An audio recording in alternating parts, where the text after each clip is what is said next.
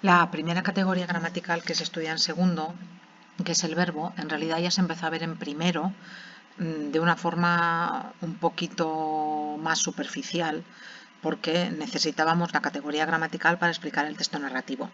En el caso de segundo, que es este nivel, el verbo es la última categoría gramatical que se ve entre primero y segundo, que es variable. ¿Qué significa que sea una categoría variable? Significa que admite morfemas, en este caso, por ejemplo, de tiempo, de persona, de número, que iremos viendo a medida que vayamos avanzando en la explicación. Cuando definimos qué es el verbo sería aquella clase de palabra, aquella categoría gramatical que puede expresar una acción, como comer o saltar, un estado, como sufrir, estar, permanecer, o un proceso, como por ejemplo vivir, recordar, olvidar. Por tanto, sería un tipo de palabra que tiene mucha carga semántica, es decir, explica muchas cosas y de hecho nos podemos encontrar con oraciones que estén formadas solamente por el verbo. Por ejemplo, si yo digo calla, esa es una oración que está formada por un verbo únicamente. Las oraciones necesitan como mínimo un verbo para ser oraciones, si no, son otra cosa. Son frases o son enunciados, pero no son oraciones. Entonces es la palabra más importante de la oración. También es la palabra que tiene probablemente la categoría gramatical que tiene más dificultad porque morfológicamente es muy compleja. Bueno, vamos a empezar distinguiendo entre las formas verbales simples o compuestas. Las formas verbales simples son aquellas que constan de solo una palabra. Tendríamos pues como forma verbal simple, por ejemplo, miraban, tenían, salían, tuve, dijo. En el caso de las formas verbales simples, la forma verbal simple está formada por una raíz o lexema y después los morfemas derivativos que se añaden a la raíz. Los morfemas derivativos serían la terminación que se añade a la raíz y que aporta un significado gramatical de persona, de número, de tiempo y del modo en el que se encuentra el verbo. Por ejemplo, en el caso de miraban, la raíz, que no lo he dicho, pero que es muy fácil de reconocer, porque lo que hay que ir es al infinitivo mirar, quitamos la terminación ar y lo que nos queda sería la raíz. Entonces, la terminación aban, en este caso este lexema, lo que nos indicaría sería, por una parte, la persona, sería tercera persona, nos indica el número, en este caso sería plural, nos indica el tiempo, en este caso sería un pretérito imperfecto, y nos indica el modo, que en este caso sería un indicativo. Lo mismo ocurre con salían, si tuviéramos dije, tuve, etcétera también. Entonces, formas verbales simples, las que están formadas por una sola palabra. Formas verbales compuestas, las que están formadas por el verbo haber, que no funciona como principal sino como auxiliar, y después el participio pasado del verbo que se conjuga.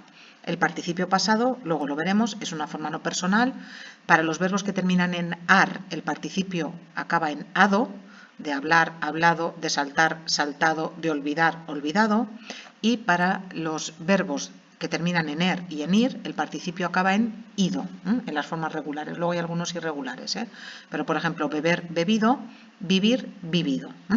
Entonces, cuando tenemos una forma compuesta, tengo han saltado, habrán salido, habían comido, hubieron redactado. Esas serían formas verbales compuestas. La conjugación. Ya he ido introduciendo la teoría de la conjugación en cosas que he dicho antes, pero ahora la voy a sistematizar. Cuando hablamos de todas las formas verbales, tanto simples como compuestas, lo que tenemos es el paradigma verbal o la conjugación verbal. El paradigma o la conjugación verbal. Todos los verbos, en realidad, se pueden agrupar en tres conjugaciones. Los verbos que terminan en ar, saltar, mirar, redactar, pertenecen a la primera conjugación, que además es la conjugación más numerosa en castellano. Los verbos que terminan en er, beber, poner, serían verbos que pertenecen a la segunda conjugación. Los verbos que terminan en ir, vivir, escribir, salir, que son los meros numerosos, pertenecen a la tercera conjugación.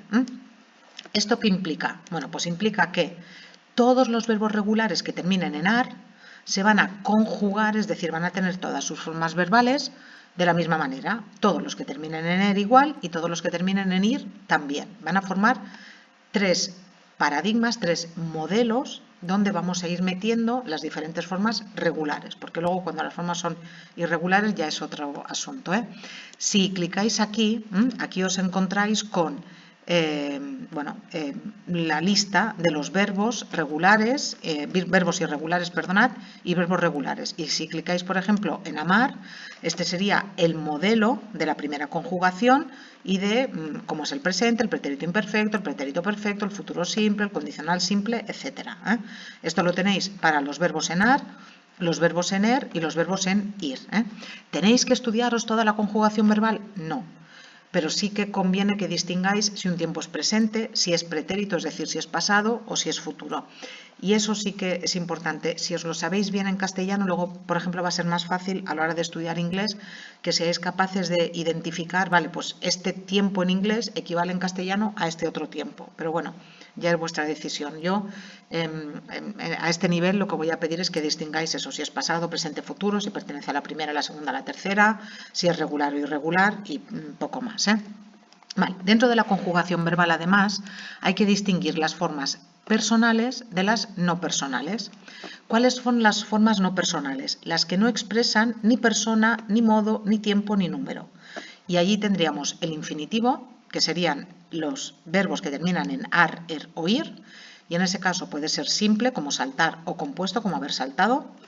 El gerundio, que es lo que termina en ando o en yendo, os podéis acordar de eso de andando, que es gerundio, ¿sí?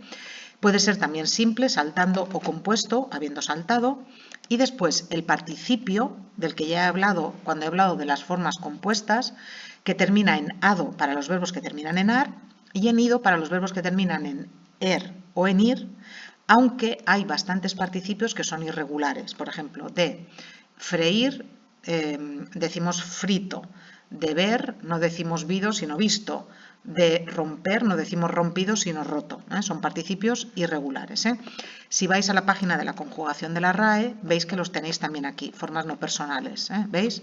El infinitivo, el de amar, el infinitivo simple de amar, el infinitivo compuesto haber amado, el participio amado, el gerundio simple amando y el gerundio compuesto amado.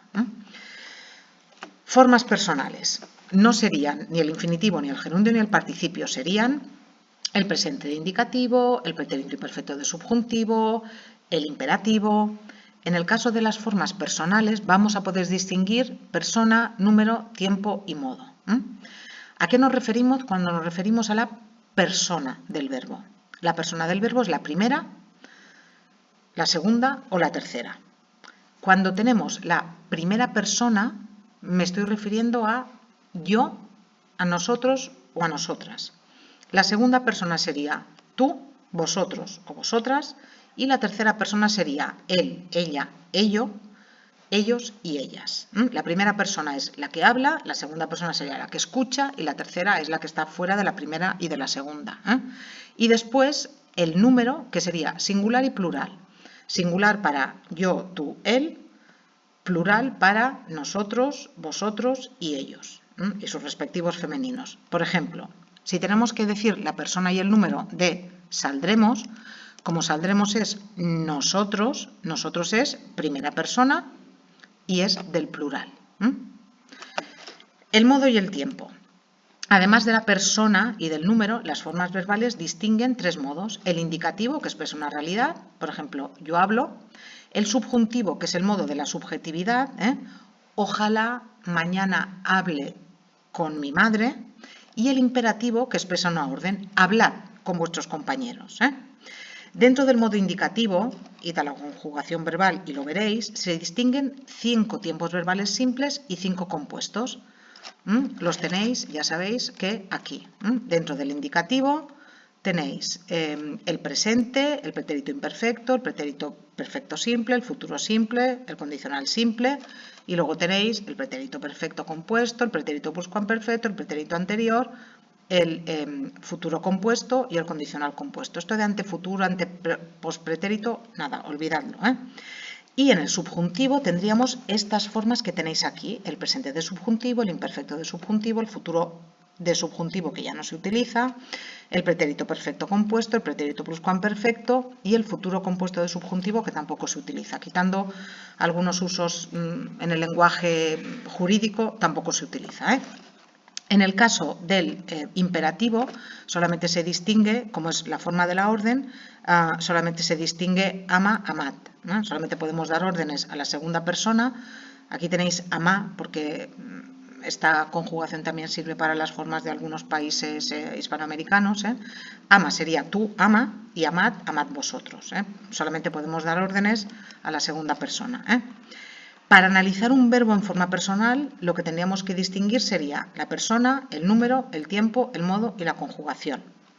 Por ejemplo, en pensaron sería tercera persona, porque es ellos, del plural, porque justamente es ellos, del pretérito perfecto simple de indicativo, y como el verbo es pensar, pertenece a la primera conjugación. ¿De acuerdo? No os voy a pedir, como he dicho, que distingáis el pretérito perfecto es simple o es compuesto o si es un pretérito anterior, pero tenéis que recordar que el pretérito significa pasado y que entonces los tiempos de pasado todos tienen el primer nombre de pretérito. Bueno, verbos regulares, pues los que tenéis en esta conjugación que tenéis aquí de la RAE, pero luego el castellano es una lengua que tiene muchísimos verbos irregulares. Entonces, si por ejemplo vais a dormir, vais a ver que es irregular. ¿Por qué? Bueno, es irregular porque en presente es duermo, duermes, duerme, dormimos, dormís, duermen. No es dormo, dormes, dorme, dormimos, dormís, duermen. Entonces, este verbo es un verbo irregular. ¿Qué significa que un verbo sea irregular? Que no sigue el modelo de la conjugación a la que pertenece y que puede presentar variaciones en la raíz, como en duermo, en las desinencias, por ejemplo, decir, en pretérito perfecto simple es dije, también en la desinencia, perdonad, en el caso de dije sería en ambos elementos a la vez, tanto en la desinencia como en la raíz. Formas irregulares. Cuando los niños son pequeños es muy curioso porque al principio hacen todos los verbos regulares. Como digamos que en su cabeza tienen el paradigma regular, para ellos es absolutamente normal decir cuando venirá papá, mi hermano tiene 2 bicis. Si de vivir se dice vivirá, entonces de venir se dice venirá, y si de comer se dice come, entonces de tener se dice tene. Claro, esto es porque todavía no conocen bien la lengua y lo que hacen es que aplican pues justamente eso, el paradigma regular a verbos que no saben que son irregulares. Luego, a medida que los van escuchando y que muchas veces les vamos corrigiendo, aprenden, vale, no se dice tene, sino que se dice tiene. No se dice venirá, sino que se dice vendrá. Entonces, los verbos irregulares, como ya he dicho, serían aquellos que no siguen exactamente el modelo de la conjugación. Algunos verbos solamente son irregulares en la raíz por motivos ortográficos, por ejemplo, de cazar, cazo, pero después cacé, con una C. ¿Por qué? Porque en castellano con una Z tiene una falta de ortografía. Es irregular en la escritura, pero no en la pronunciación. Lo mismo pasa con coger.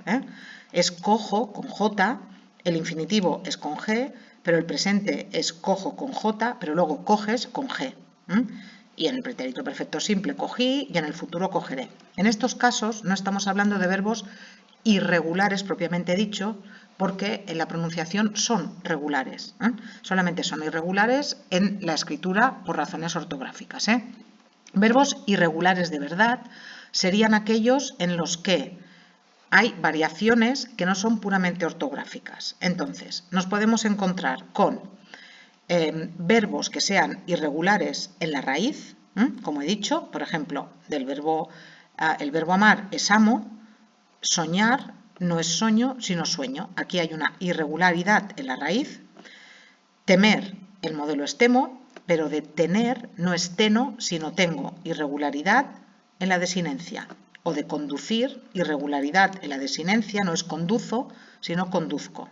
Entonces, hay verbos que son irregulares en el presente. Hay verbos que son irregulares en los pasados.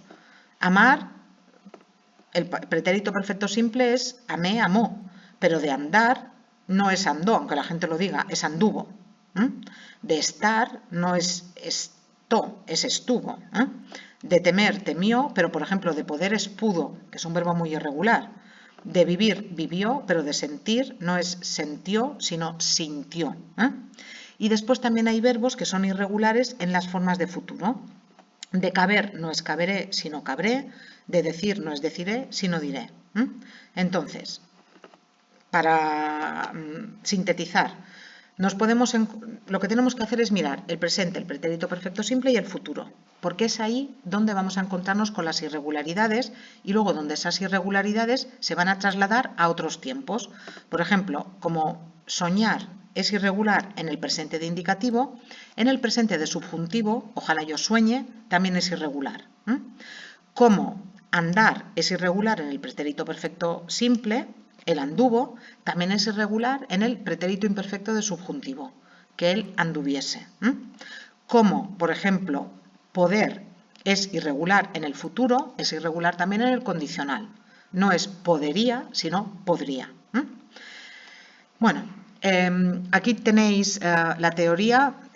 Repito, no es necesario que os aprendáis toda la conjugación verbal, pero sí que sería muy interesante que fuerais capaces de reconocer cuando un verbo está en presente, en pasado o en futuro, cuando un verbo es regular o irregular, que también que distingáis, eso es importante, las formas personales de las no personales y que tengáis claro cuando un verbo es primera, segunda o tercera persona, singular o plural, y que seáis capaces como mínimo de un análisis como el que he dicho antes. Aquí en este caso, pues tercera persona del plural, del pasado, si no lo queréis llamar pretérito, de la primera conjugación. A ese nivel sí que tendríais que ser capaces de hacer un análisis y también de reconocer el verbo como clase de palabra.